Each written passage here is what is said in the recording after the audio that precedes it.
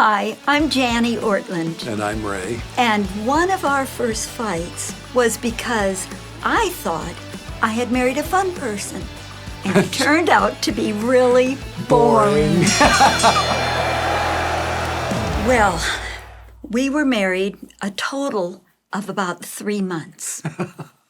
Ray and I had met in college, and I loved this man. He was so fun. He was the captain of the football team, and we had such fun on our dates. And then we were separated for the 4 months prior to our marriage. I had to finish college, and he had started seminary. And once we married, I didn't know him. All he wanted to do was study. He was no fun anymore. I was boring. You were really boring, Ray, really boring.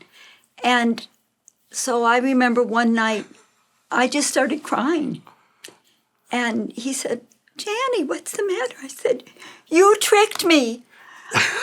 When I met you, you were fun. You took me out, and now all you want to do is study Greek and Hebrew." And I started crying and crying, and all you did was laugh like that. No, you no. said, This is not true. This is... All wives feel that way. They all feel tricked. We all trick you into marrying us, and now you're stuck, but I'll try to be good. And we talked it out, and it got better. It really did. How are we doing now, do you think? Really good. Oh, okay.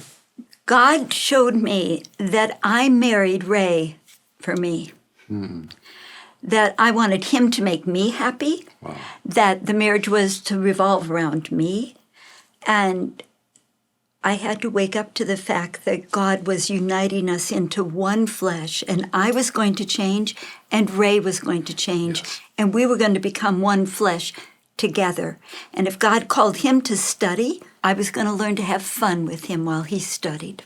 But I needed you to tell me what you were really thinking and what you were really feeling, because I married the real you too. Somebody said, you marry 3 people, you marry the person you think you're marrying the person you're actually marrying, and you're marrying the person that person is going to become in the future, which might be several people. And so I totally understand. I was boring. I was tedious. It was hard to live with me. I'm on your side in that fight. But you are also right that when we marry the actual person who's there, in that person's actual integrity and so forth. So thank you for bearing with me. And that's what marriage is. It's not glib and shallow. It's very profound and very beautiful. And that's when we actually start to learn what love really means. So thanks for loving me in spite of everything. One of the things that helped me get back to oneness with Ray was facing my real needs. I really wanted to be with you. I really wanted to spend time with you. And I didn't know the languages. I couldn't ask you to help me with my Greek homework or anything like that. So I had to think of ways that I could propose to you for fun.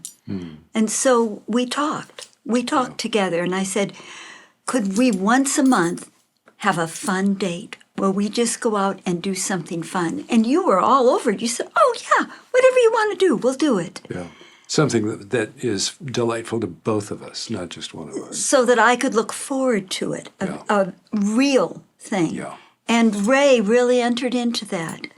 Another thing that helped me was when the Lord showed me, this is what I created your man for. To learn Hebrew and Ugaritic and all the languages that he learned.